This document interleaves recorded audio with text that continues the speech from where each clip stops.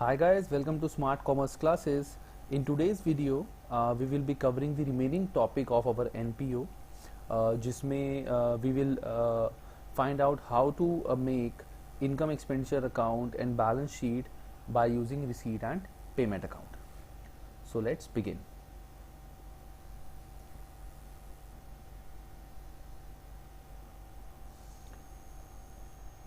So guys, preparation of income and expenditure account and closing balance sheet from receipt and payment account. सबसे पहले मैं आपको इन तीनों का फॉर्मेट बताता हूँ कि इनकम एक्सपेंडिचर का फॉर्मेट क्या होता है, रिसीट एंड पेमेंट का फॉर्मेट क्या होता है और क्लोजिंग बैलेंस शीट का फॉर्मेट क्या होता है। तो सबसे पहले हमारा आता है receipt and payment account. So guys, receipt and payment account is kind of like हमारा कैश अकाउंट, जैसा हमने 11th में बनाया था। 11th में we have made a cash account with if you remember cash book में हमारा होता था cash book bank column, cash book cash column.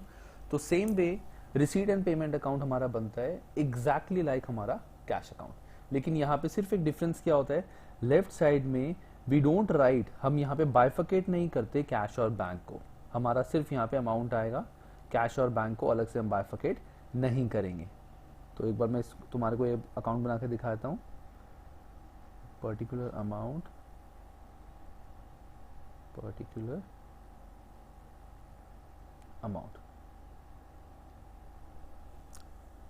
ठीक है। सो रिसीट एंड पेमेंट अकाउंट में लेफ्ट साइड में हमारी आती है all receipts during the year. जितना भी अमाउंट हमें रिसीव हुआ है वो सारा हमारा आ जाएगा डेबिट साइड या रिसीट साइड। जितना भी अमाउंट हमें रिसीव हुआ है वो सारा डेबिट साइड या रिसीट साइड आ जाएगा। और राइट साइड पे हमारा आ जाएगा all payments made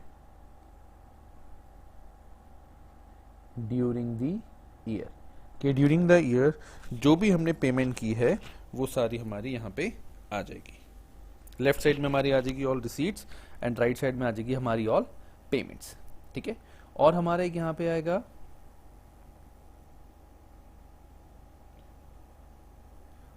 to balance brought down, this will be opening balance of cash and bank. This is opening balance. ये क्या है हमारा opening balance. So opening balance of cash and bank will come on the debit side and ऐसे जैसे ही हम account अपना close करेंगे तो राइट साइड में हमारा आ जाएगा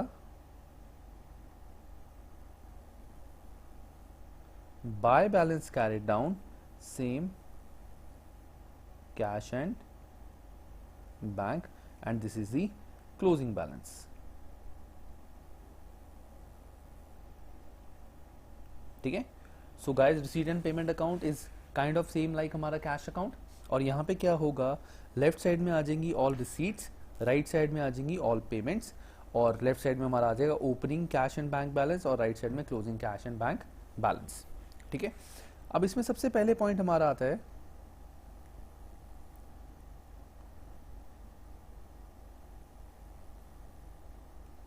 just 1 second guys.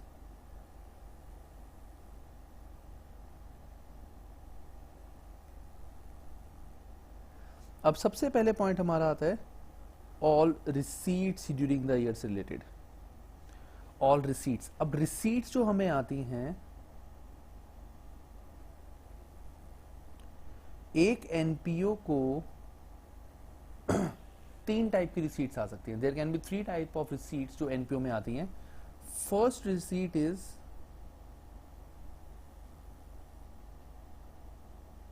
Capital receipt. Capital receipt क्या हो सकती है हमारी, एग्जाम्पल लाइक हमें स्पेसिफिक डोनेशन आई या स्पेसिफिक लेगेसी आई या लाइफ मेंबरशिप फीस आई। So this is all receipts, ठीक है। तो हमारे को जो रिसीट्स होती हैं, there are of 3 type of receipts. First is capital receipt, so capital receipt can be of like specific donation, specific legacy और लाइफ मेंबरशिप फीस, और भी सारी होती हैं बट जस्ट एन एग्जांपल। ऐसी हमारी दूसरी रिसीट्स होती हैं जनरल रिसीट्स, जनरल रिसीट्स। तो एक हमारी होती है कैपिटल रिसीट, एक हमारी होती है जनरल रिसीट्स। अब जो भी अदर रिसीट्स होती हैं, सब्सक्रिप्शन हमें आया है, जनरल डोनेशन हमें आई है, जो भी अदर इंटरेस्ट इनकम, ये सब वो आ जाएंगे हमारी जनरल रिसीट्स में। और थर्ड टाइप की जो हमारी रिसीट होती है that is from sale of asset. First हमारी जो रिसीट होती है that is capital receipt, specific donation, specific legacy, life membership fees etcetera. General receipts हमारी होती है जो हमें जनरली आती है, जैसे general donation, subscription, interest income, कोई जैसे हमारे को और क्लब में कोई इनकम हुई है, sale of ticket, whatever, so वो हमारी आ जाएगी जनरल रिसीट्स। और लास्ट में हमारी आ जाएगी सेल ऑफ एसेट। ठीक है, अब इन तीनों का ट्रीटमेंट क्या होगा? तो फर्स्ट ट्रीटमेंट इज, अगर हमारे को कैपिटल रिसीट आती है that will come in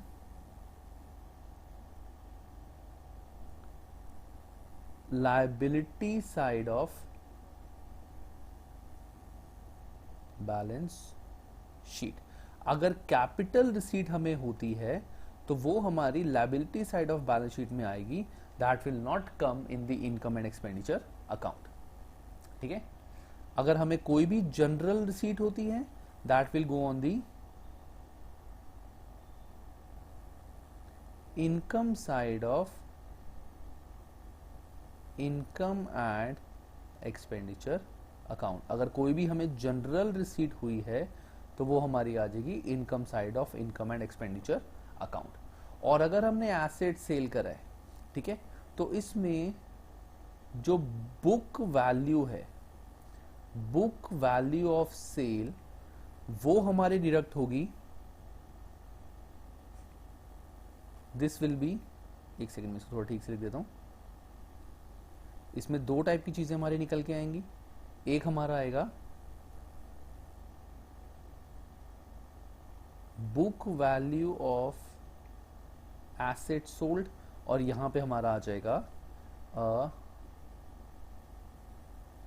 profit और loss on sale. Book value of asset sold या profit and loss on sale. So book value of asset sold का हम क्या ट्रीटमेंट करेंगे? तो दिस वैल्यू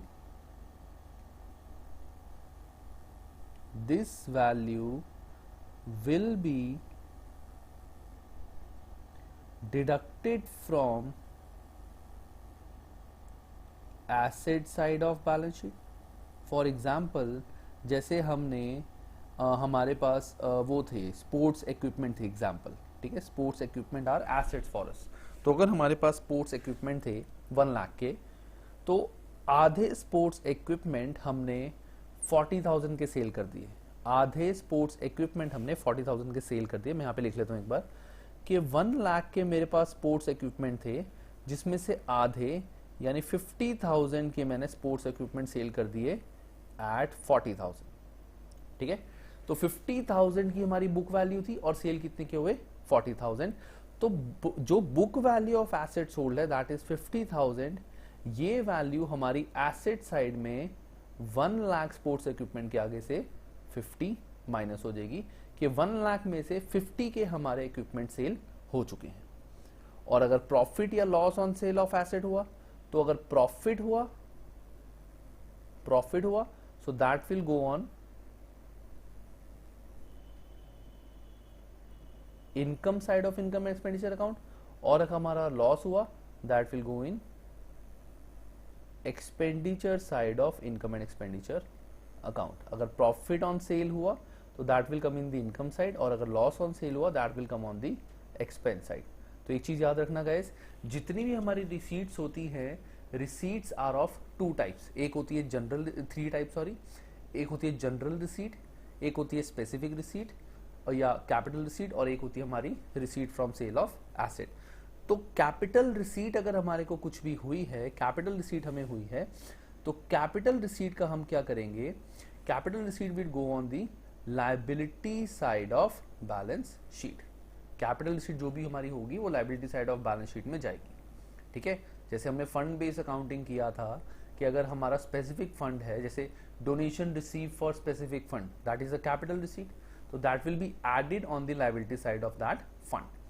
अगर हमें जनरल रिसीट कुछ भी हुई है तो general receipt will come in the income side of income and expenditure account. General receipt will come in the income side of income and expenditure account. और सेम अगर हमारा सेल ऑफ एसेट हुआ है तो बुक वैल्यू जो है asset cell की वो हमारी एसेट में से माइनस हो जाएगी, और अगर हमारे को प्रॉफिट या लॉस ऑन सेल हुआ है तो वो हमारा इनकम एक्सपेंडिचर में इनकम या एक्सपेंस साइड आ जाएगा। ठीक है, सो बेसिकली हम क्या देख रहे हैं, हमें रिसीट एंड पेमेंट से इनकम एक्सपेंडिचर और बैलेंस शीट बनानी है। सो वी आर फाइंडिंग कि रिसीट साइड में जो जो चीजें लिखी होती हैं वो कहाँ कहाँ जा सकती हैं। तो रिसीट साइड में अगर कैपिटल, जर्नल और सेल ऑफ एसेट हो उसका क्या ट्रीटमेंट होगा वो हमने देख लिया है। अब आती है पेमेंट। अब जैसे रिसीट्स होती हैं वैसी हमारी पेमेंट्स होती हैं, जैसे रिसीट्स होती हैं वैसी पेमेंट होती है। मैं एक बार इसको रब कर देता हूं, this is no more required. अब आती हैं all payments.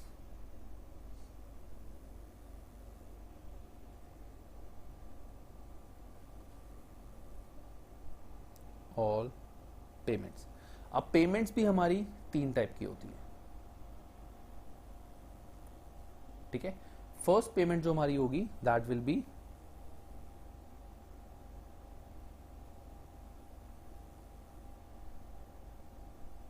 Capital expenditure. Capital expenditure क्या हो सकता है? Capital expenditure can be like हमने स्पेसिफिक फंड के लिए कुछ एक्सपेंस करा, expenses related to match fund, so वो आ जाएगा हमारा कैपिटल एक्सपेंडिचर। दूसरा आ जाएगा हमारा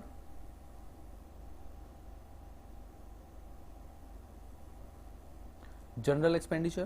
तो जनरल एक्सपेंडिचर मतलब हमने किसी भी चीज पे खर्चा किया, जनरल एक्सपेंसेस करें। और थर्ड आ जाएगा हमारा परचेज ऑफ एसेट। तो third will be purchase of asset. तो जैसे हमारी रिसीट्स होती हैं वैसी ही हमारी पेमेंट्स होंगी। एक होता है कैपिटल एक्सपेंडिचर, एक जनरल एक्सपेंडिचर, और एक हमारा होगा परचेज ऑफ एसेट। तो अगर हमारा कुछ भी कैपिटल एक्सपेंडिचर हुआ है तो इसको हम क्या करेंगे, will be deducted from the liability side of specific fund। के स्पेसिफिक फंड में से हम ये एक्सपेंस को माइनस कर देंगे कि जो भी स्पेसिफिक फंड से हमें खर्चा हुआ है स्पेसिफिक फंड से रिलेटेड, वो जैसे फंड बेस्ड अकाउंटिंग में हमने किया था उसको हम वहां से माइनस कर देंगे। जो भी हमारा जनरल एक्सपेंडिचर हुआ है it will be shown in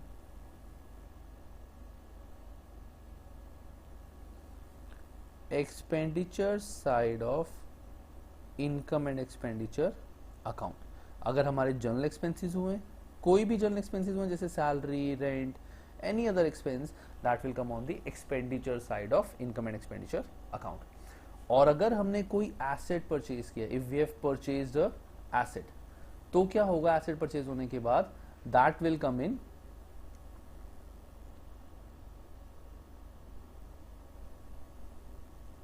asset side of balance sheet. कोई भी अगर हमने एसेट परचेज किया जैसे investment purchase, furniture purchase, so these are like purchase of asset.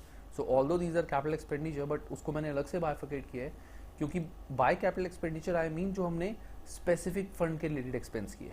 ठीक है, तो परचेज ऑफ एसेट जो हमारा है that will go on the asset side of balance sheet. Clear है गाइस? सो आई होप कि तुम्हारे को रिसीट एंड पेमेंट का ट्रीटमेंट पता चल गया होगा कि रिसीट एंड पेमेंट में जो रिसीट साइड होती है उनका क्या ट्रीटमेंट होगा और एक्सपेंस साइड में जो चीजें होती है उनका क्या ट्रीटमेंट होगा। Now let's move forward to income and expenditure account. So after receipt and payment account हमारा आता है income and expenditure account. So this is the most important account जो हमें बनाना है। Income and expenditure account.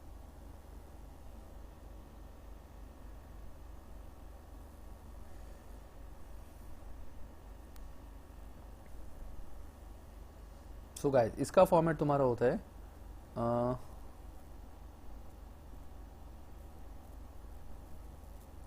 Expenditure amount income amount. Guys, just give me 1 second. I'll just check one thing. Just 1 second, guys.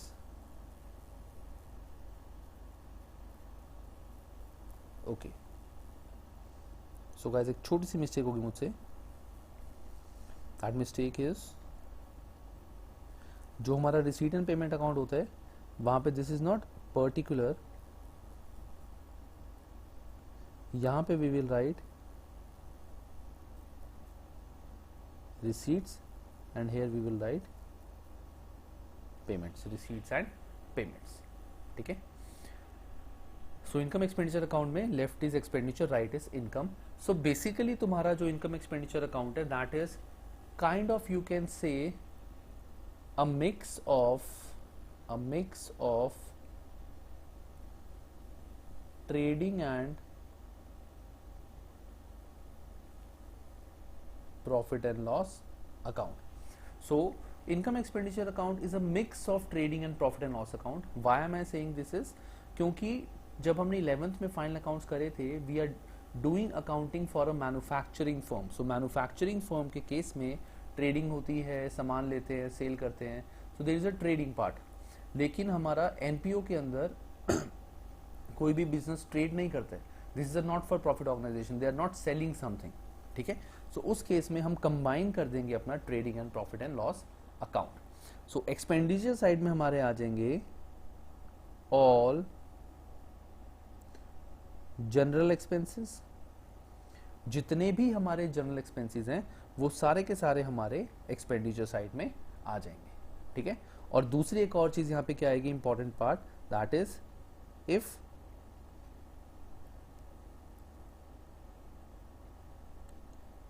expenditure on specific fund exceeds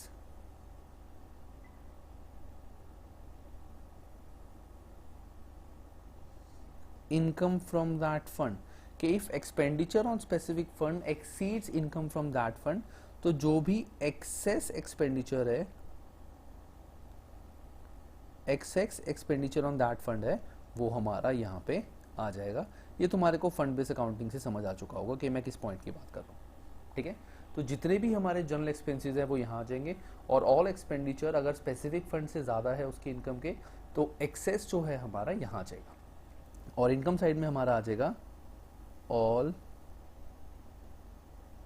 general incomes. जितनी भी general incomes हैं वो हमारी यहाँ पे आ जाएगी. ठीक है. इसके बाद अब जैसे हम वहाँ पे नेट प्रॉफिट निकालते थे वैसे यहाँ पे भी निकालेंगे नेट प्रॉफिट, लेकिन we don't call it net profit. अगर तो हमारा बैलेंस इस साइड बचा so we will write to surplus. We don't write profit, we will write to surplus. And surplus क्या होगा, we will right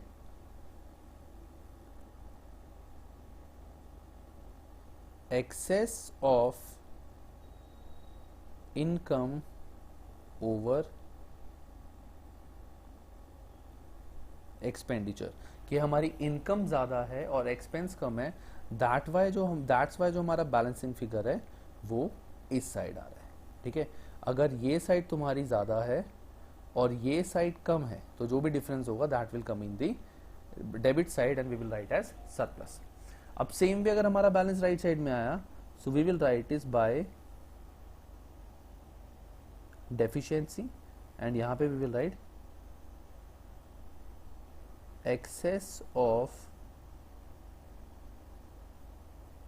expenditure over income.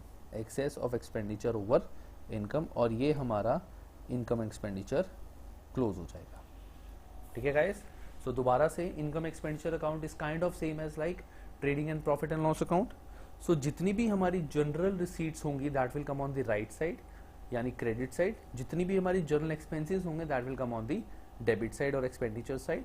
And अगर हमारा specific fund पे जो एक्सपेंडिचर है वो हमारा स्पेसिफिक फंड की टोटल इनकम से ज़्यादा है, तो जितना भी एक्सेस होगा वो हमारा वैल्यू यहाँ पे आ जाएगी। और अगर हमारा प्रॉफिट हुआ तो we will write to surplus excess of income over expenditure, और अगर हमारा लॉस हुआ तो we will write deficiency excess of expenditure over income. ठीक है, ऐसा सबको समझ आ गया? So in at any point you can pause the video and अच्छे से इस चीज को समझ सकते हैं। लास्ट हमारा आता है बैलेंस शीट।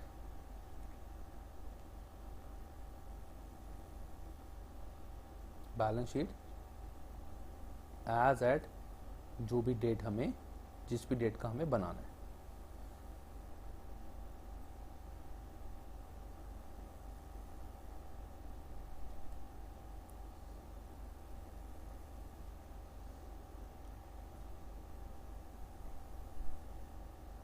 तो बैलेंस शीट में ये हमारी होती है लायबिलिटीज साइड,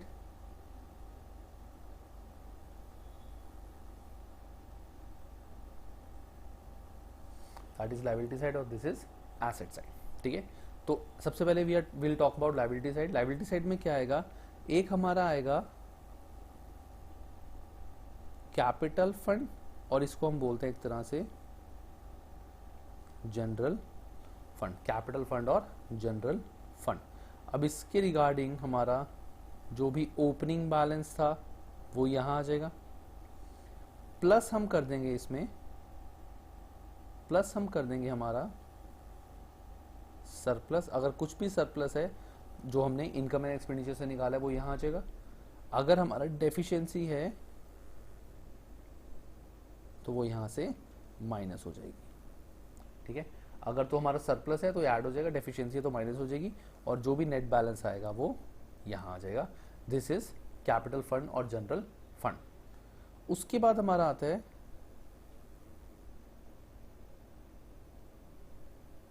स्पेसिफिक फंड।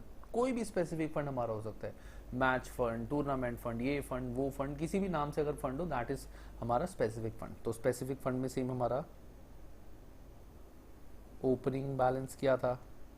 उसके बाद अब स्पेसिफिक फंड में हो सकता है हमें अमाउंट आए, तो फंड बेस्ड अकाउंटिंग में मैंने बताया था कि स्पेसिफिक फंड से रिलेटेड जो भी हमें अमाउंट आता है वो यहीं पे ऐड होता है।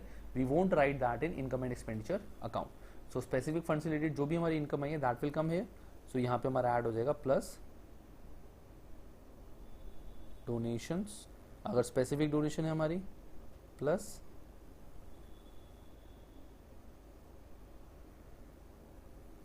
एनी अदर इनकम, अगर कोई भी इनकम हुई है तो वो यहाँ पे ऐड हो जाएगी, और माइनस हम कर देंगे एनी एक्सपेंस, और ये एक्सपेंस भी होगा स्पेसिफिक फंड से रिलेटेड, कि जो भी स्पेसिफिक फंड से रिलेटेड इनकम है और जो भी स्पेसिफिक फंड से रिलेटेड एक्सपेंसेस है वो यहाँ आ जाएंगे, और हमारा नेट बैलेंस यहाँ आ जाएगा।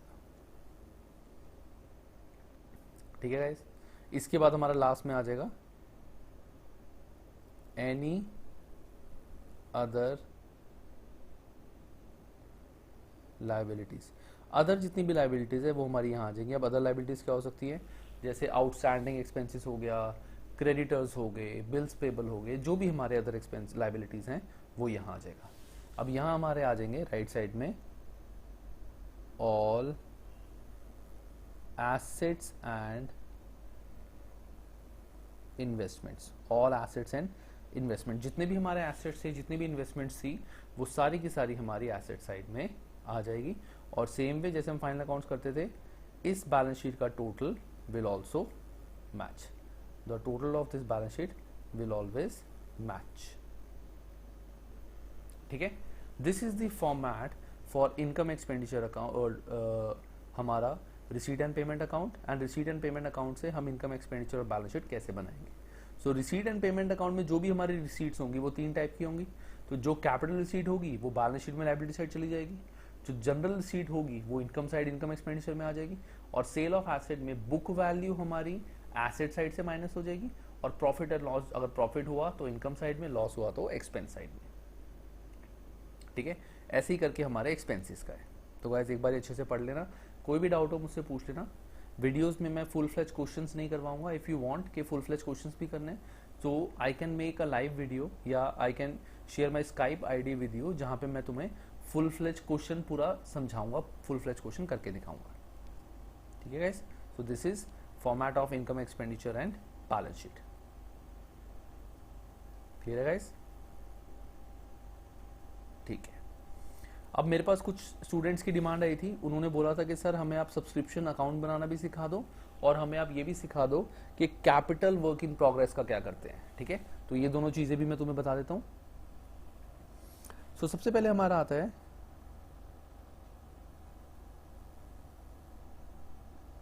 सब्सक्रिप्शन अकाउंट बनाना। तो सब्सक्रिप्शन अकाउंट का फॉर्मेट हमारा ऐसे आएगा, it's like a ledger, ledger ही है ये।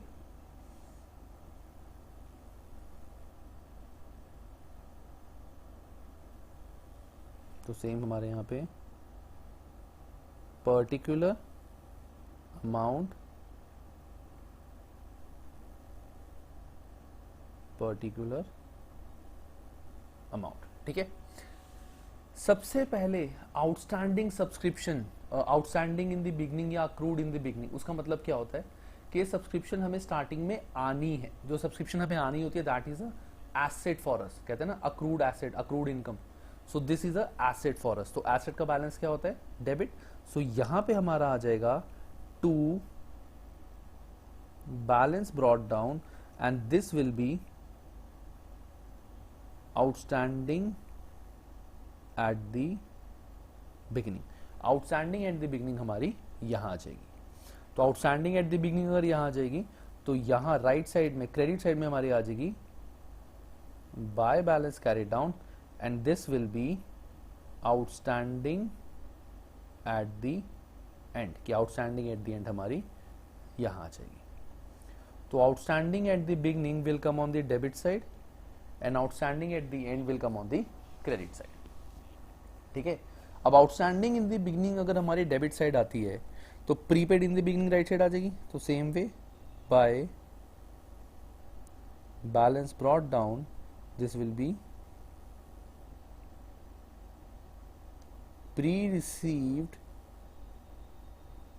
Eight the beginning.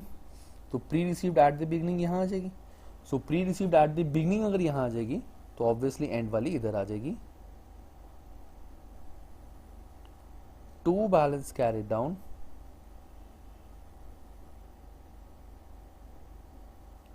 Pre received at the end.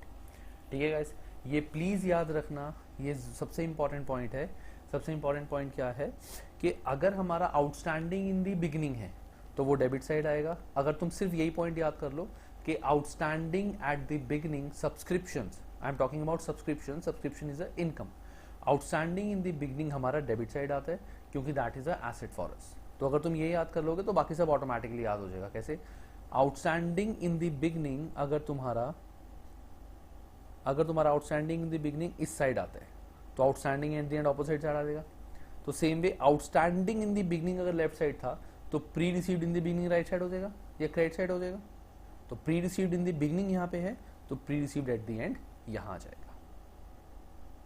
ठीक है गाइस, ये पॉइंट अच्छे से याद कर लेना। इसके बाद हमारा आएगा बाय बैंक। बाय बैंक, अब ये इंपॉर्टेंट पॉइंट है, जो भी हमारा अमाउंट आएगा this is total amount of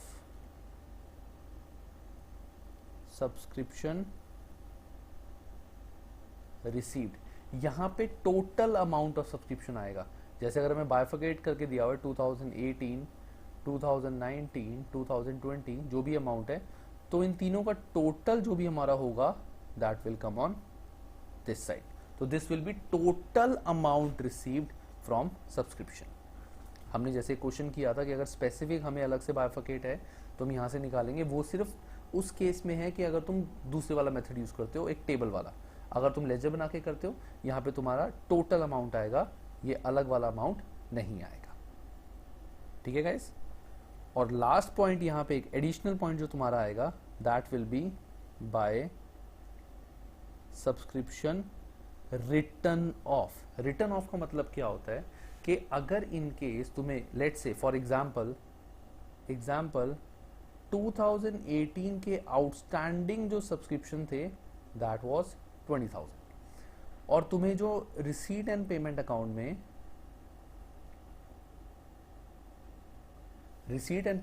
में तुम्हें रिसीट साइड में जो यहाँ पे सब्सक्रिप्शन दी हुई है 2018, 2019, 2020, यहाँ पे तुम्हें दिया हुआ है 18,000। इसका मतलब क्या हुआ, या 18 ही, लेट्स मेक इट 12,000। इसका मतलब क्या हुआ कि आनी चाहिए थी सब्सक्रिप्शन 2018 की जो आउटस्टैंडिंग थी, लेकिन आई हमें 12, that means 8,000 is still outstanding. इसका भी ट्रीटमेंट मैंने वहां बताया था कि हम क्या करेंगे कि इस 8,000 को outstanding in the beginning and outstanding in the end दोनों में से माइनस कर देंगे, ठीक है।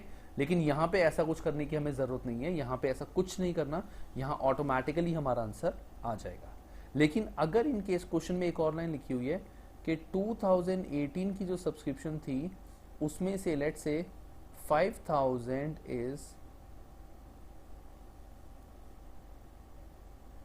नॉट रिकवरेबल, कि 5,000 तुम्हें कभी नहीं आएंगे, ये 5,000 का तुम्हारा प्योर लॉस है, that you will never receive. तो अगर तुम्हारे को 5,000 जो कभी नहीं आएंगे ये भी गिवन है, तो हम क्या करेंगे, यहां पे वो 5,000 वैल्यू लिख देंगे। समझ आएगा इस? तो क्या होगा, ओपनिंग आउटस्टैंडिंग लेफ्ट साइड, सो क्लोजिंग आउटस्टैंडिंग राइट साइड, या बिगनिंग वाली लेफ्ट साइड, एंडिंग वाली राइट साइड। और अगर हमारा प्री रिसीव्ड बिगनिंग है तो वो right side, pre received at the and left side. जो भी अमाउंट हमें सब्सक्रिप्शन से आया है, total amount, that will come on the credit side by bank. और उसके बाद अगर सब्सक्रिप्शन हमारी कुछ राइट ऑफ हुई है तो वो भी यहाँ पे आ जाएगी, और लेफ्ट साइड में हमारा आ जाएगा to income and expenditure account. और ये नॉर्मली हमारी कौन सी सब्सक्रिप्शन होती है, that is subscription transfer to income and expenditure account. और सब्सक्रिप्शन जो इनकम एक्सपेंडिचर में हमें ट्रांसफर करनी है वो वैल्यू यहां आ जाएगी। गाइस ये पॉइंट सबको समझ आया कि सब्सक्रिप्शन की हमारी कोई भी वैल्यू, जस्ट 1 सेकेंड गाइस,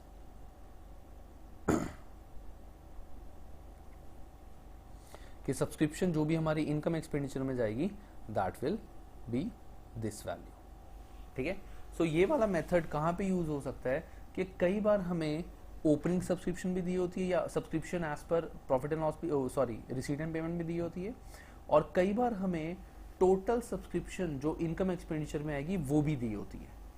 तो हमें क्या करना पड़ेगा, ये चार्ट बना के we can find out any balancing figure, opening value भी निकाल सकते हैं, बैलेंसिंग बाकी सारी चीजें डाल के क्लोजिंग भी निकाल सकते हैं। तो ऐसे करके we can find out any value. So this is subscription account.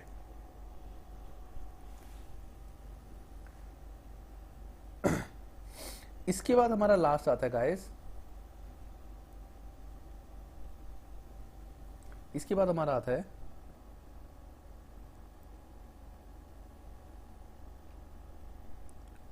Treatment of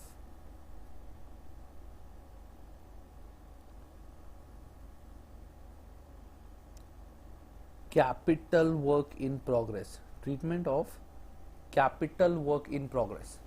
अब कैपिटल वर्क इन प्रोग्रेस क्या होता है, what is capital work in progress? तो फॉर एग्जाम्पल तुम्हारे पास एक बिल्डिंग फंड है जिसमें ऑलरेडी 10 लाख रुपीज है, ठीक है, और गवर्नमेंट ने तुम्हें donation the for this fund, specific fund, let's say 5 lakh, ठीक है। तो टोटल अमाउंट तुम्हारे फंड में कितना हो गया, 15 लाख। तो total amount in fund in is 15 lakh. अब कई बार क्या होगा, जैसे अब मैंने बिल्डिंग फंड है, building fund is for building बनाने का। अगर तुमने बिल्डिंग बनाई लेकिन अभी जैसे building is not fully constructed, half constructed, तो उस केस में हम क्या करेंगे, फॉर एग्जाम्पल अगर मैं यहां बोलता हूं building under construction is let's say 9 lakh, 9 lakh की इज बिल्डिंग अंडर कंस्ट्रक्शन जो हमारा खर्चा हुआ है। तो अब इसका मैं ट्रीटमेंट बैलेंस शीट में क्या करूंगा, बहुत ध्यान से देखना, this is important point.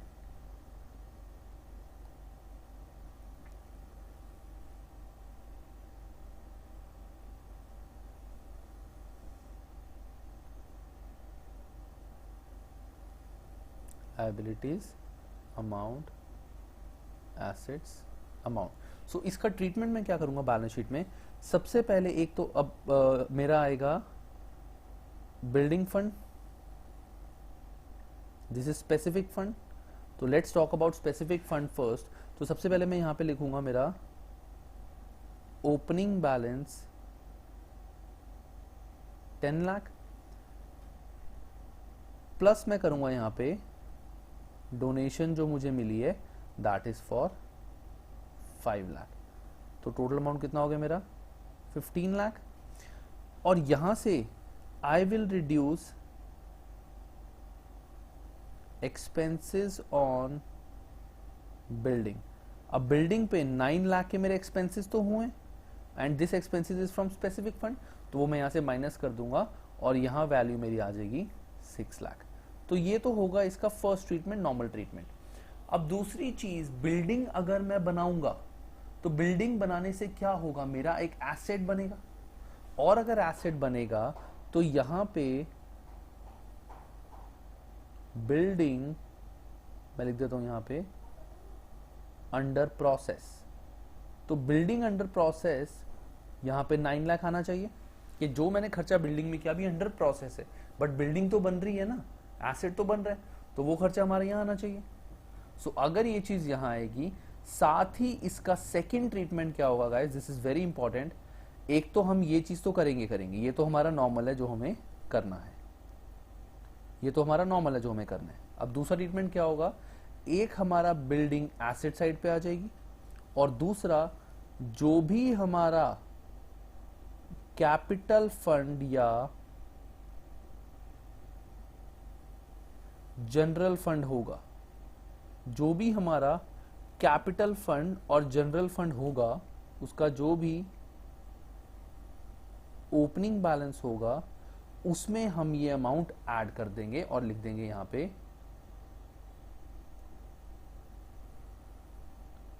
Capital work in progress. तो गाइस पॉइंट क्या हुआ, इंपॉर्टेंट पॉइंट क्या हुआ कि अगर जो नॉर्मल हमारा स्पेसिफिक फंड पे खर्चा होता है वो तो सिंपल हमें पता है, हम सीधा सीधा उस फंड में से माइनस कर देंगे।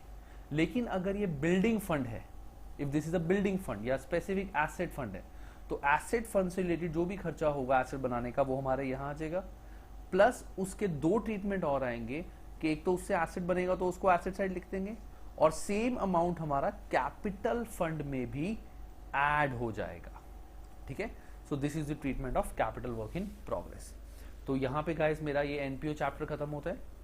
आई विल ट्राई, लेट्स सी कि स्टूडेंट्स का क्या रिस्पॉन्स आता है। I will try to make video जिसके अंदर हम कंप्लीट क्वेश्चन सॉल्व करें इसका। I will show you the question and उसके बाद we will do a complete solution of that question, वो देखेंगे। बट अभी के लिए इस टॉपिक में सिर्फ इतना ही है। If you have any doubts you can take my number, my number is 9888737340। This is my number. उस पे यू कैन व्हाट्सएप मी और message me, but don't call. Call मत करना, मैं जनरली इस पे सारी कॉल्स नहीं उठाता हूँ, तो जस्ट मुझे व्हाट्सएप या मैसेज करना, I will definitely revert on that message. ठीक है guys, so have a good time, bye.